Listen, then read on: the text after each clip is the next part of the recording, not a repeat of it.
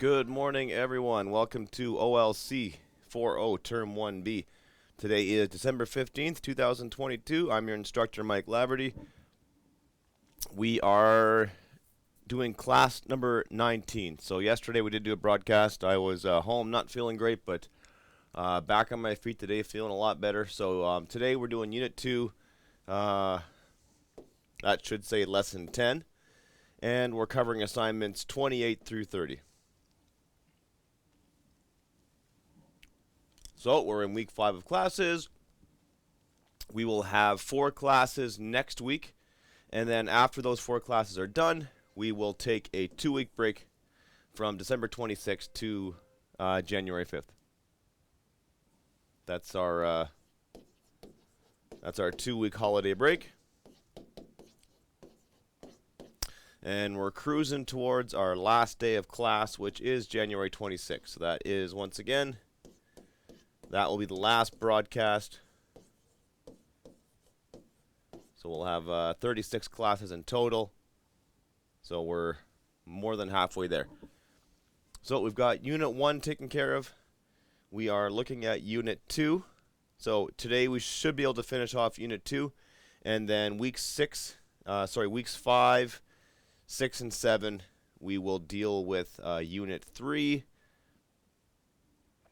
So we'll delve into that next week. And then we'll have Unit 4.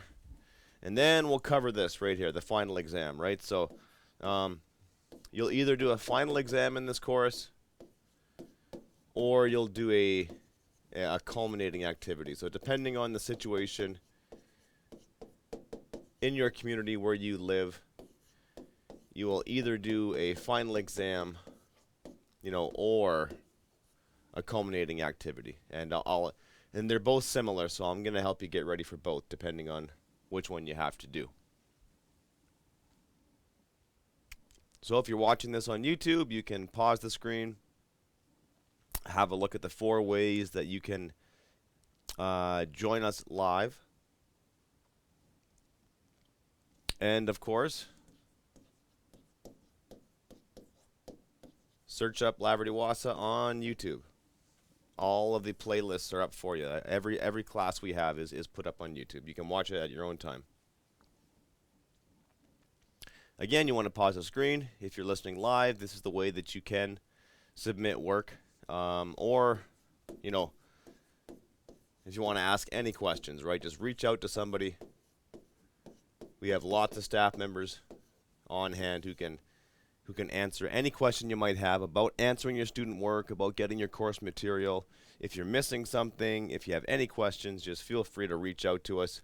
If you want to talk to me, this is the best way to do it.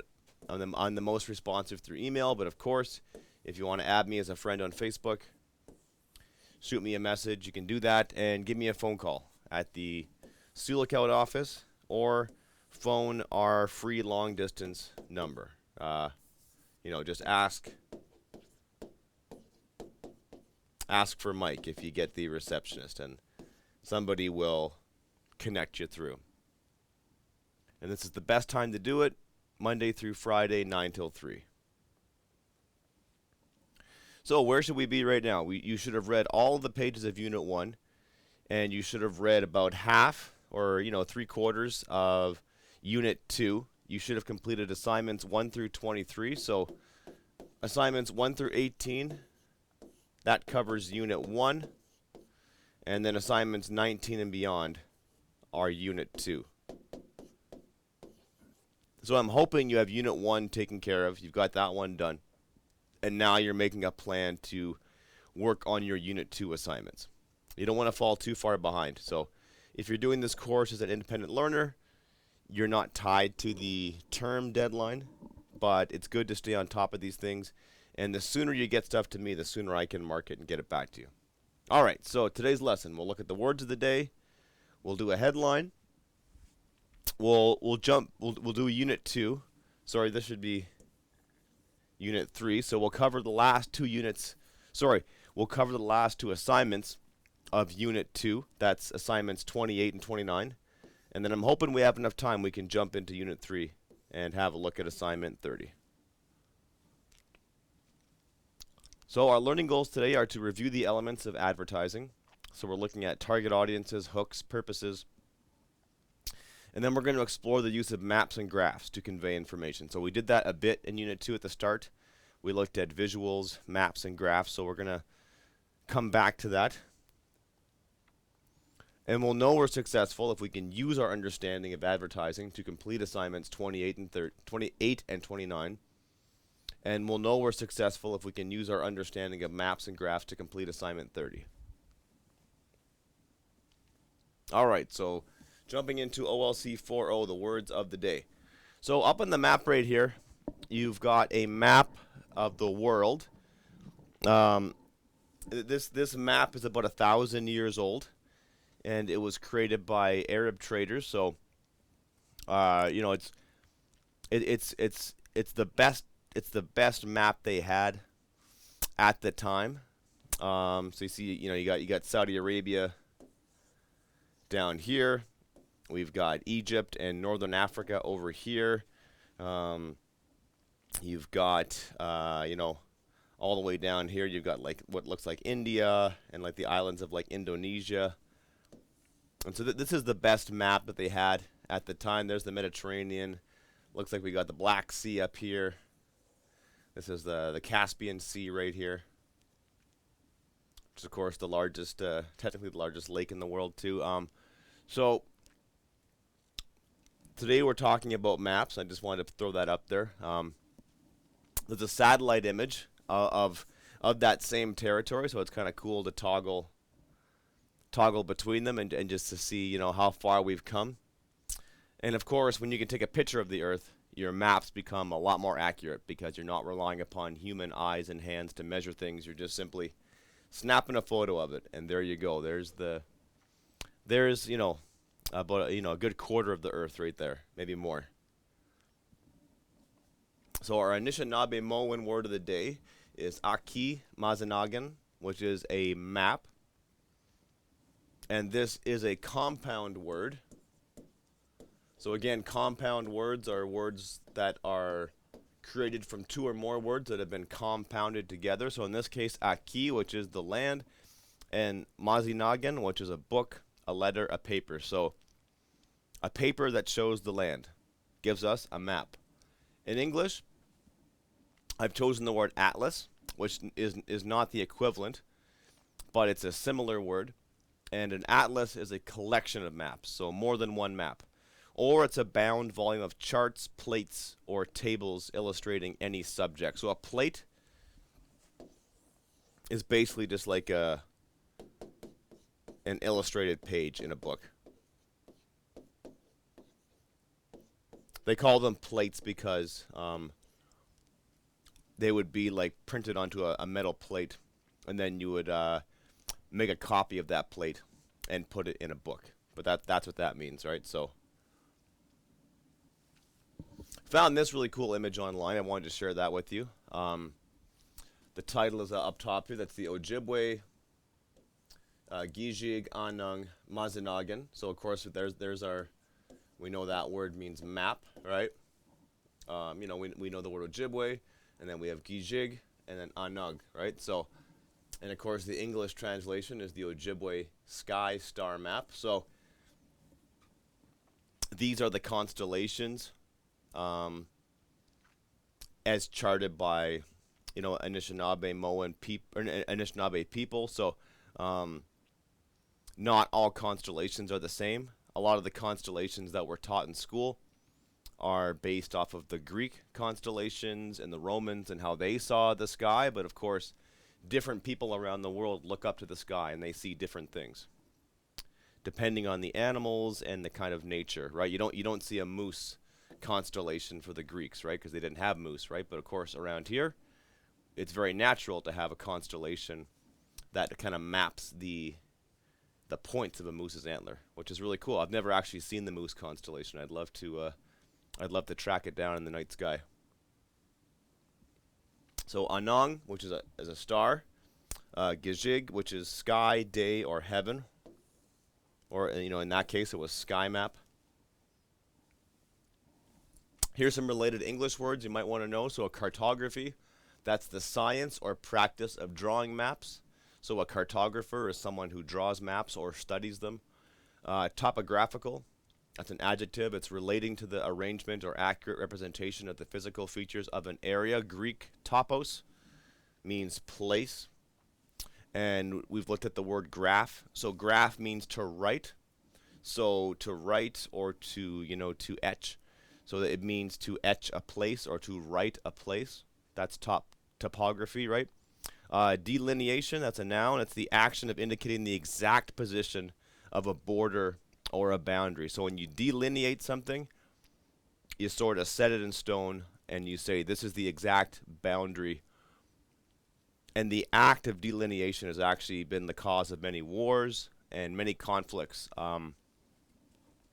Whether if it's just two people trying to figure out their property line, or if it's two countries trying to figure out their border.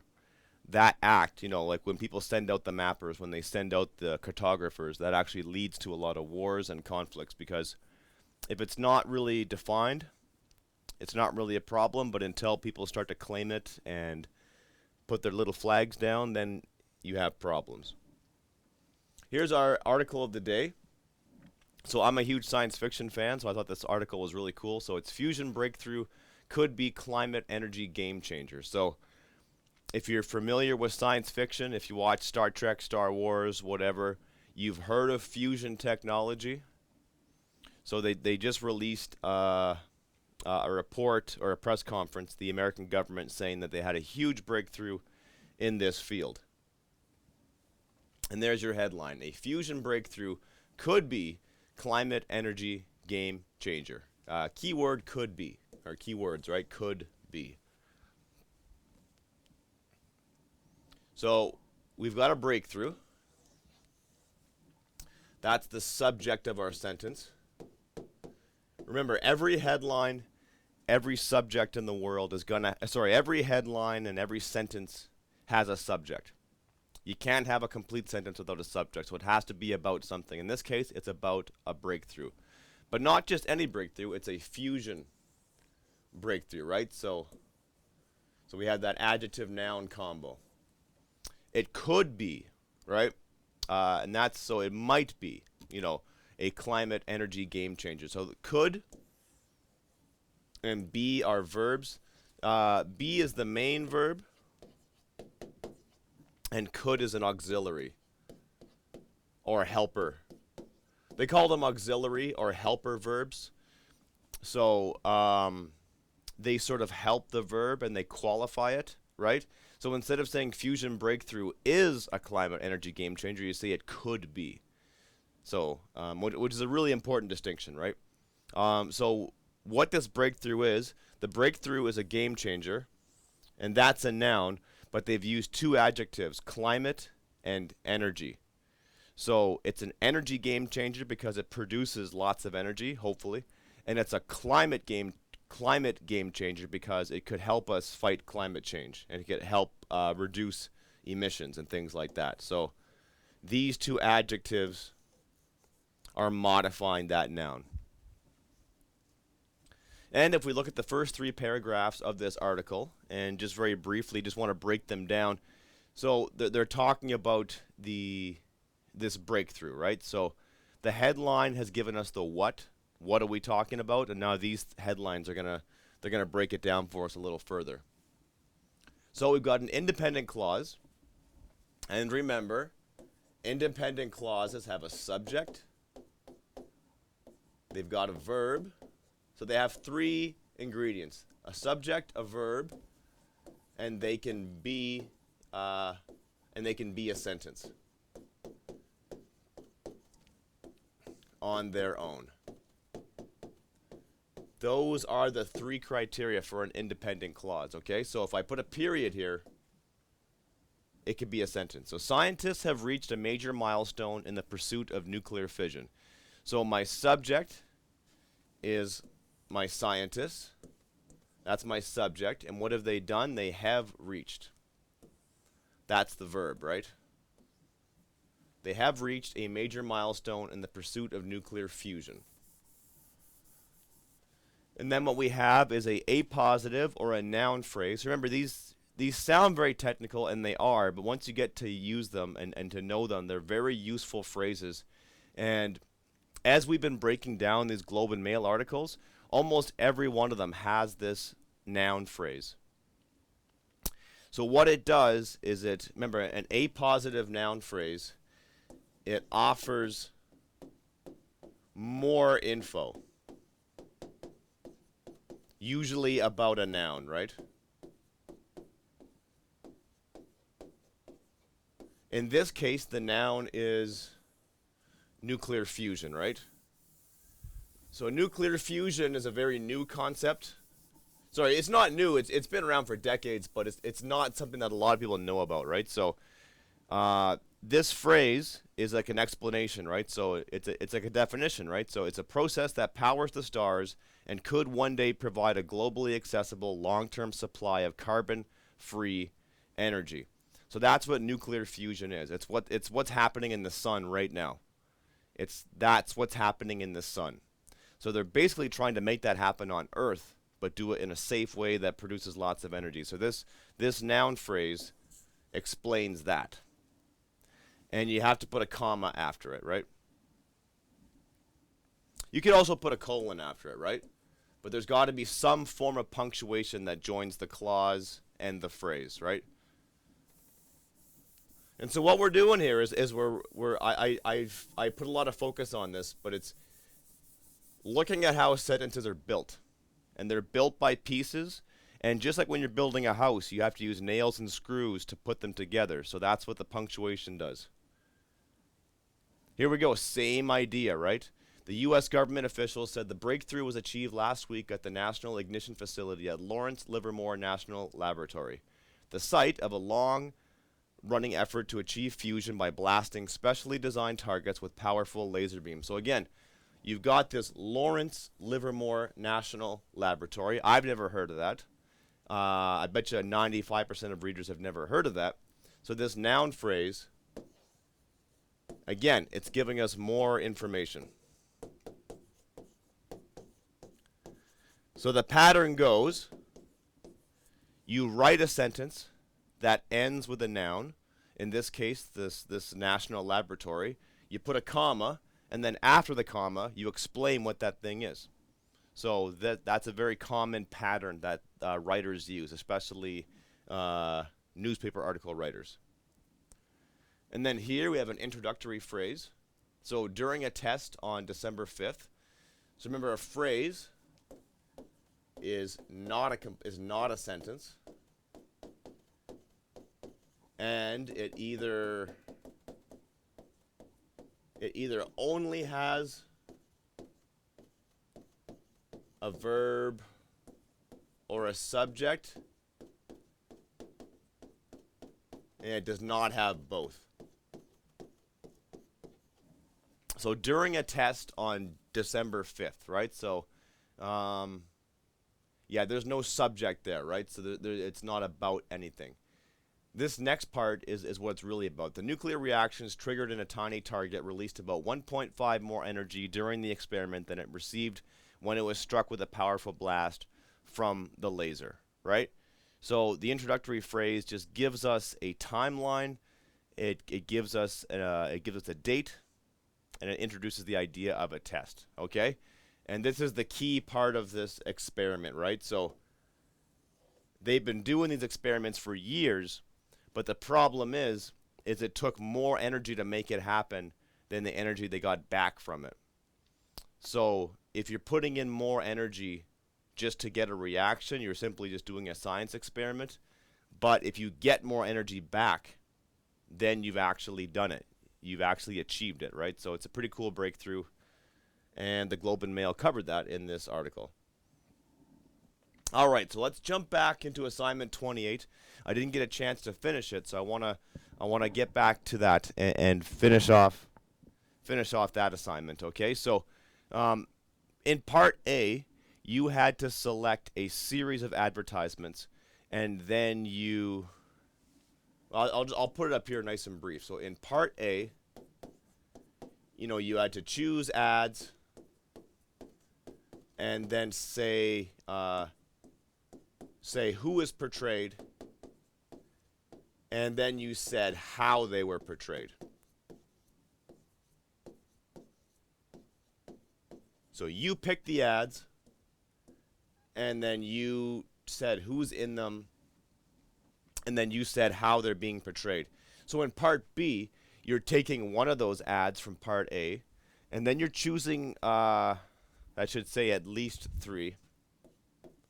You're choosing at least 3 advertising hooks that apply to this advertising. Create an advertisement awareness poster by labeling the hooks as to specific aspects of your ad. Okay, so I'm going to walk you through how that looks, okay? Before I do that, I want to briefly just go through all of the hooks, okay? So an emotional transfer is when you attach emotion to a product, all right? And this is probably the number one way that advertising manipulates people. And, you know, like advertising agencies, they hire psychologists, and they really try to understand the human brain. And they want you to apply emotion, because when you're emotional about something, you're not really thinking with the rational side of your brain. You're just reacting to something, and you might buy something without really thinking about why you should be buying it in the first place, right? So they're trying to use that manipulation tactic. So it's emotional transfer is when you transfer your emotion to something. Sex sells, that's goes without saying. It's just simply using sex, using sexual imagery to get your attention and get you to buy something. Fear is when they try to make you be afraid of something. So nobody will like you. You won't look good. You'll be an outcast. You'll be poor. Whatever. They're gonna make you afraid. So if you don't buy this product, something bad's gonna happen. Symbols. That's just when they use easily recognized symbols from our culture to get us to buy something. Humor is exactly what it sounds like. It's just being funny, and they use humor because humans remember humor. Like when you watch the Super Bowl, most of those ads are funny. You know, most of them are using humor. Hype is when someone's using exaggerated claims about somebody or a product. So hype is just making really big claims about something that may or may not be provable. Fitting in is a common technique. So it just shows togetherness and people acting as a group. And if you don't buy this product, then you will not fit in. Using cuteness, this is animals and kids. Basically what it sounds like. A vague promise is something might do this, it maybe could do this, it could do that. So when advertisers use words like that, it's usually because they can't prove it. They can't make the claim because it's not proven yet, or they haven't done the studies to back it up. So if you use qualifiers like could and maybe and might, you can say anything you want. Like, this product might change your life. That's not illegal. You can't say that. If I come across and I say this product will change your life, that's not a vague promise. That's hype. That's like a very specific way to pump something up. But the vagueness of it, and when things are vague, they're unclear, they're hazy, they're not defined. That's words like might, maybe, and could. Testimonials. This is from a real person. So a testimonial is basically a quote, right? That's a quote from a real person, either a famous person or a regular person, but it's a real person. You know, it's not the advertiser. And the person who gives the testimonial may be paid to do it, but that's a different matter, right? So the beautiful people are either celebrities or beautiful people, and the obvious association is if I buy the product, I'm like them. Maybe I'm not as beautiful as them, but I can kind of be like them. Famous people, celebrities, that just goes without saying. Ordinary people, this is the opposite of that, right? This is just using regular people. It's easy is this is when they're making a promise or they are solving a problem.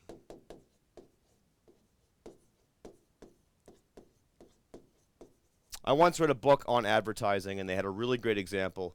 And they went to a hardware store, and they said that, like, we don't sell a drill. What we do is we sell the hole the drill can make, or the thing that, like, you're selling a solution. You're not selling a thing, you're selling a solution. And that's a really powerful way of advertising and promoting something, is if you can promise somebody an answer to their problems. Because that's probably the number one way you can sell something, right? It's like, you need this thing because it'll solve this problem. So the focus is not really on the product. The focus is on how that product will solve a problem. Macho, this is like masculinity. So this is appealing to sort of like masculinity. This is like, the idea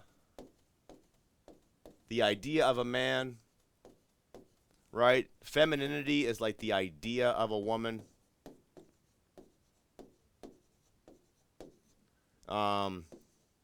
Should be. Everybody's definition is different. What should a man be? What should a woman be? So, but these are like the idea of what they should be. And they're usually generated from movies and other advertising, right? So that's what that is. It's sort of like a good word would be stereotypical, right? So the stereotypical idea of what a woman should be or what a man should be. Repetition is just simply that, repeating a phrase or an image over and over again. Big lies, sort of like hype. So the distinction between big lies and hype is not that big. But sometimes the big lie is kind of used for humor. So they'll make like a big lie and it's kind of meant to be funny. Exotic is when you're using the other. It's sort of like a beach location, something strange and weird. It's the unknown. Flattery is when they make you feel good. Social outcast is when they sort of like say, if you don't get this product, you'll be a social outcast.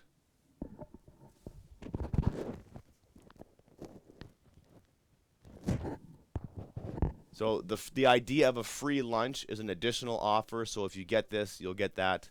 The good old days, again, this is usually for an older, mature audience who've been around for a while. Target audience, so we'll bring you back to the good old days. Surrealism, so in the last class I said it was like, weird. Just being weird or fantastical.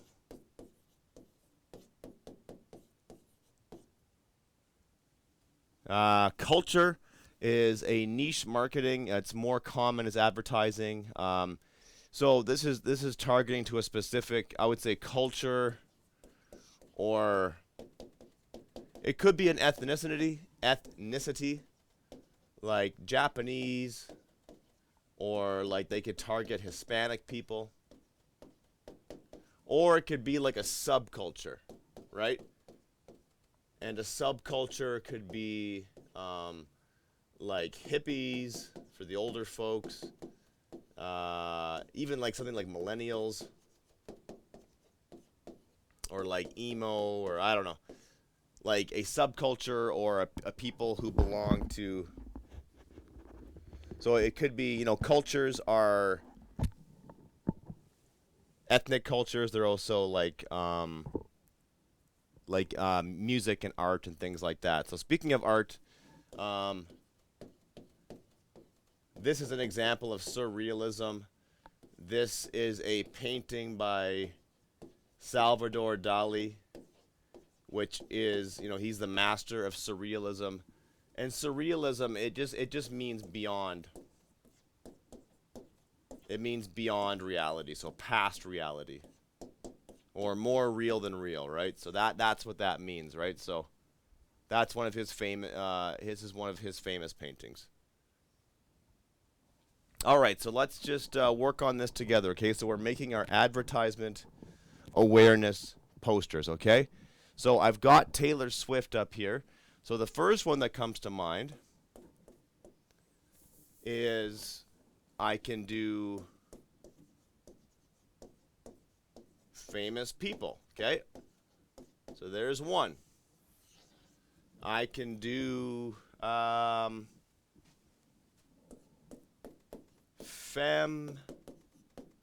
femininity, right? So the idea of what a woman should look like, right? I've got a free lunch.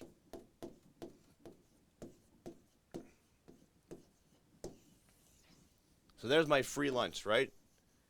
If I enter, I could win a $2,500 gift card and a cool Diet Coke and Taylor Swift prize to throw my own extraordinary party. Okay, so that's my free lunch. Our famous person is, of course, Taylor Swift. Femininity is, how she looks. So there's three right there that I could use for this ad.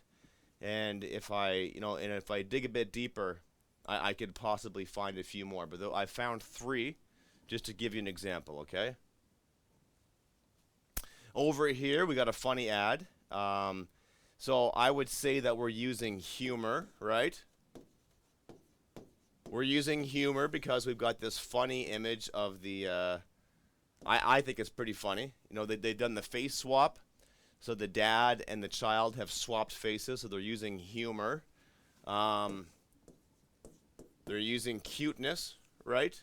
You've got the cute image of the father. So you're a newborn at this too. So they're not using flattery, but they're sort of kind of giving you a promise. So maybe they are, could maybe be an example of it's easy, right? They're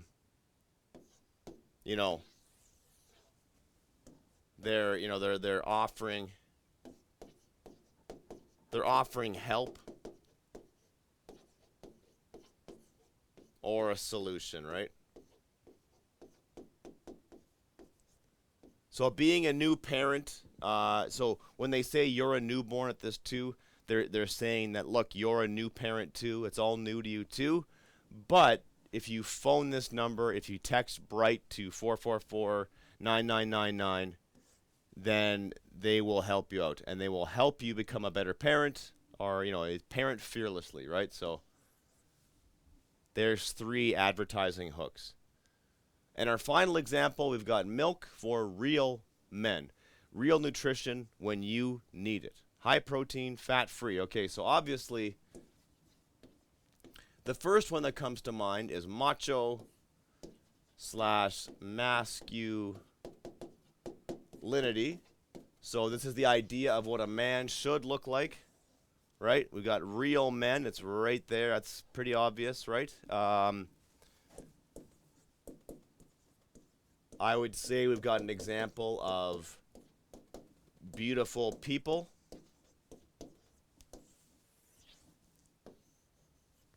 Okay, whether you're halfway through a workout or halfway up a mountain, if you need a quick hit of something yourself, grab yourself a Maxi Milk. It's got 30 grams of high-quality protein. It's rich in BCAAs, and it's also fat-free. So basically, it's great for building lean muscle and helping you do manly things. Okay, so it's appealing to people who work out and want to get a good body. I'm just gonna go back through that, see if I can find one more. So it's not really culture could maybe fit. I'm gonna keep that one on the back burner. It's definitely not surreal. Free lunch, good old days. Nope. Flattery. Flattery. Okay. Yeah. I'm going to go with that one. That makes sense, okay? So I'm going to go with flattery.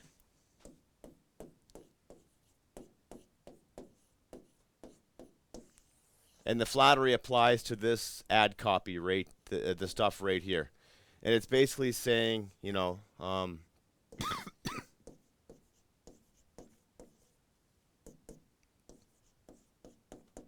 are active.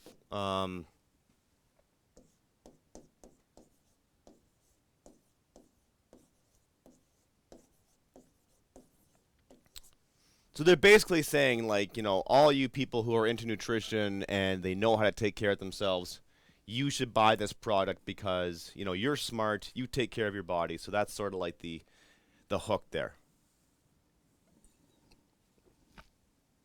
And so you got to find at least 3.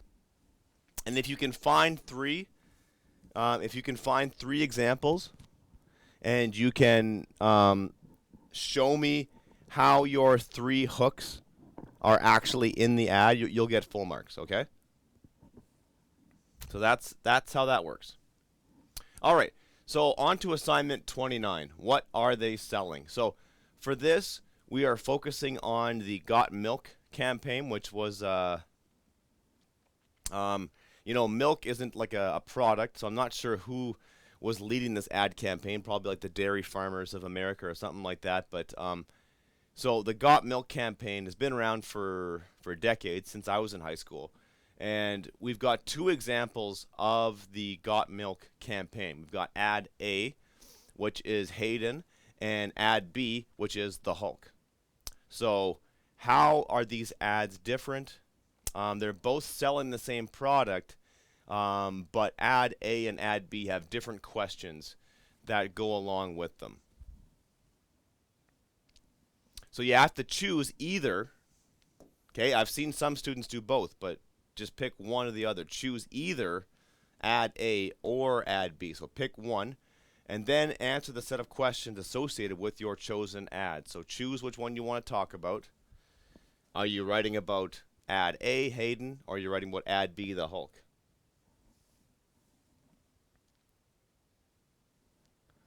So if you choose to write about ad A, you have to answer these questions. Okay? Use your own words to explain the message in the advertisement. Is the product itself the most important thing in the ad? Or is the image of the product more important? Explain what you think and why. So, as always, you're writing in full sentences, please. If you want to get your full 5 marks, okay? So, and you might want to think about some of the hooks, okay? When you do that question, okay? So, who do you think the target audience for this ad would be? Explain why you think so. What clues or details in the ad make you feel that way? Part 3. Write a paragraph containing at least 4 sentences to describe what is pictured in the ad so that a person who cannot see the ad can envision it. Make sure that your description paints a picture for your reader that includes the mood or general feeling of the ad as you see it. So, somebody can't see this ad, and that's where you want to use details, right? Use details. Be specific. Okay? Okay? And then if you want to break down that ad, what do we see? We see Hayden. If you know who that person is, you're probably in the target audience. I'm not quite sure who this person is, so I may not be the target audience. So what does she look like? I talked about this in the previous class. You've really got to pay attention to body language, okay?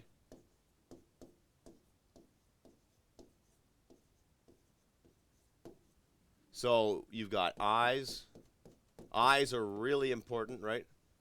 The mouth Is someone smiling? Are they not smiling? Of course, you have the milk mustache. You've got posture, how they hold themselves, right? And then, of course, we've got, like the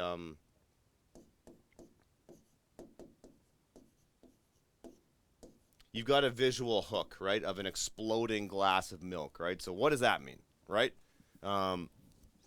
So you want to focus on the model herself and her eyes, her mouth, her posture, the visual hook. Okay, so you want to focus on stuff like that.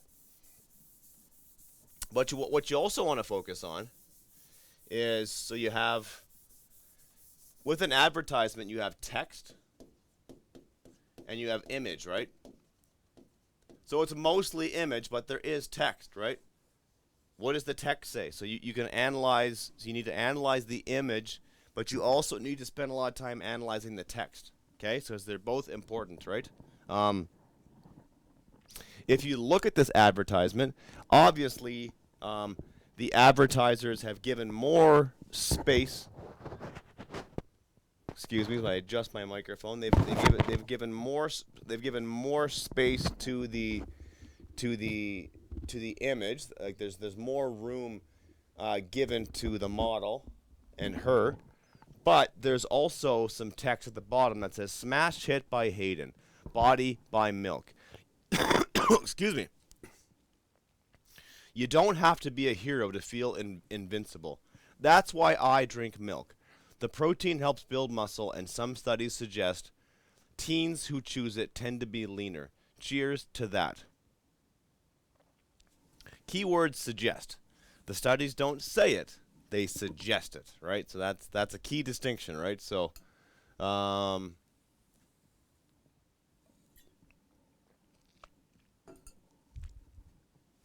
there we go. And then we got milk. That's our slogan, right? So use that to answer the questions, okay? Who's the target audience? Tell us why they're the target audience, and then attach that. No,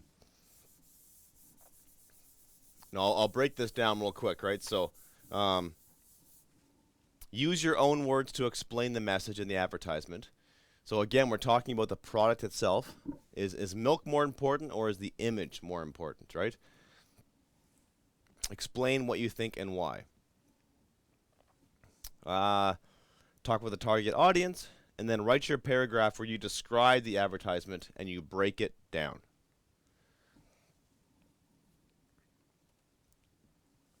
Same idea here. If you choose the Hulk ad, you are, number one, using your own words to explain the message in the advertisement.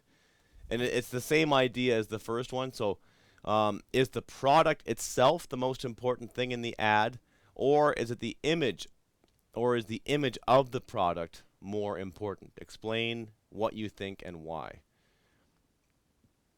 Who do you think the target audience for the ad would be? Explain why you think so. And what clues or details in the ad make you feel that way. Or number three, use words to describe in detail what is pictured in the ad so that a person who cannot see the ad can envision it. Make sure that your description paints a picture for your reader that includes the mood and general feelings of the ad as you see it. So again, have a look at, you're looking at text, and you're looking at image, okay? Look at both, okay? The text for this one is a lot shorter. Milk make bones strong. Bones no break when Hulk drink milk, right? So they're using that kind of comical, the way that Hulk speaks, right? He doesn't speak in full sentences because he's more kind of brawn than brain, as the cliche goes, right? He's a fighter, not a poet, right? So he doesn't really focus too much on how he talks. So focus on the text and focus on the image of the ad, and then describe everything you can in detail, right? So if someone can't see the ad, you have to use your words to describe it, okay?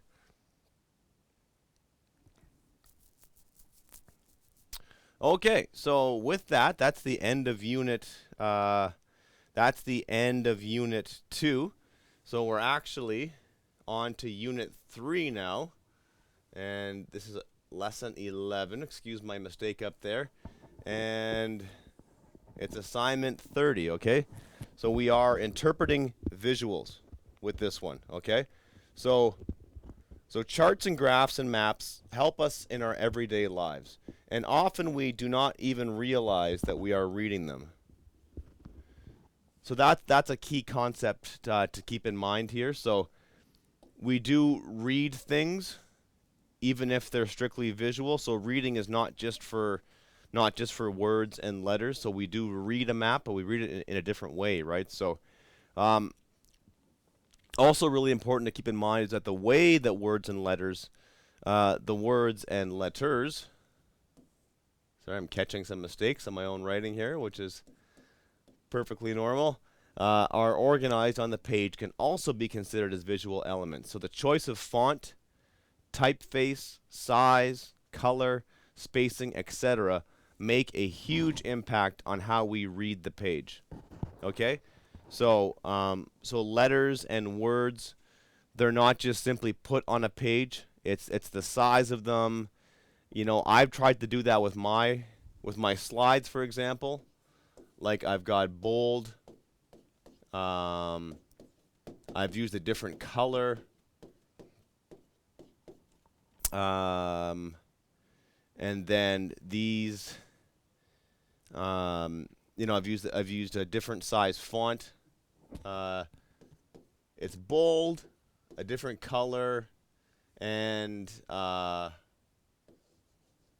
it's larger, right? And that's because I want to draw a distinction between the main idea and the explanation of that idea. Charts or graphs and maps allow readers to understand information quickly and efficiently and make conclusions based on the data, right? So that's what we're doing, right? When we create documents, we're just sharing information with readers, and that's a lot of what you're doing as a writer. You're deciding on the best way to share information. And sometimes the best way to share information is through a chart or a graph or a map. And a map's a really good example. So if I want to describe what the world looks like, you know, the best way to do that is to just like take a picture of the Earth from space and then show it to someone. Imagine if I tried to describe to you like what Greenland looks like. Like it would take me like thousands and tens of thousands of words to actually describe every little fjord and every little bay and mountain. But if you could just look at a picture of Greenland, then you've got it. In one glance, you can see how big it is in relation to the rest of the world. And same with a chart or a graph. So it's a way of giving somebody information that is efficient and quick. Your task is to use the skills you have learned about visuals to answer these following questions. So the first map question, you've got this map, and you're asked to scan the information on this map and then come up with a name for the map. So I'm not going to do that for you, but you have to give it a title. So all we have to go with is the Chiefs of Ontario and their logo. We know that it's Ontario, but let's look at the words on the page and let's see how that works, okay? So we've got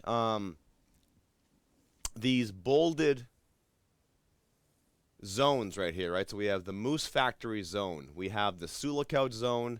We have the Thunder Bay zone. We have the Southern Ontario zone.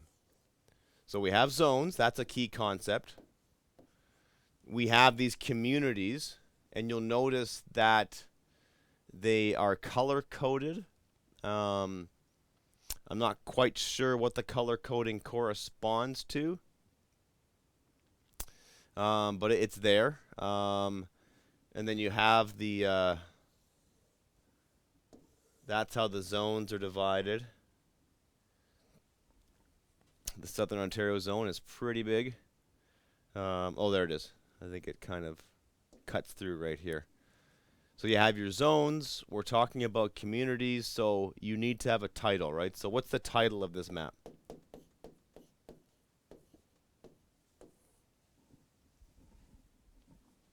Give that map a name. Number 2, something else is missing from this map, and that is a compass rose. A compass rose shows you which direction is north. In the case of most maps, including this one, north is straight up and south is straight down. Include east and west as well. So draw a compass rose on the map. There's a couple of examples right there. So that's what we call a compass rose. It's a nautical symbol. You may have seen the nautical star. It's one of my favorite things to doodle when I was in my student days, right? So it looks kind of like that, with alternating kind of colored portions of it. So that's a nautical star, and so that's what they use to sort of figure out the directions on a map, right? So they usually have north, west, south, and east. This one also has, northeast, southeast, southwest, and northwest. And then some maps even include like the in-between ones. So that's this is north by northwest. That's what that stands for. Or east by southeast. So you had the 4 cardinal directions is what they're called: north, east, south, and west. And then you have 4 kind of like sub-directions, and then you have 8 more that sort of fit in between them, right? So, but you just need to worry about the 4 directions, right, for your compass rose. Okay, in 2 sentences, describe the location of your home community. Use words such as north, south, etc. Pretend that someone is planning a trip to come see you. Now, one thing I would recommend for this assignment is to use. I would suggest using a reference point, okay? And the reference point I would suggest is why do my C's always look so weird? Such as a large city, or let's use that word again, a topographical detail. So a large city would be like Thunder Bay, or topographic detail would be like Lake Superior.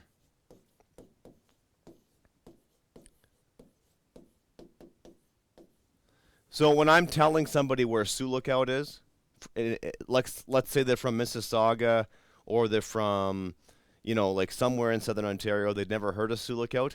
If you tell them it's halfway between Thunder Bay and Winnipeg, then they have a really good idea. Oh, okay, because they know where Winnipeg is. They've heard of Thunder Bay. Or if you say like we're 2 hours from the Manitoba border, right? So you find like a reference point, and then Sioux Lookout is two hours, northeast of the Manitoba border, right? We are, 4.5 hours north of Thunder Bay. So I would suggest giving a reference point. So we don't have time for the rest of that question, but we will come back to this, and we'll finish off the first couple assignments of Unit 3 tomorrow.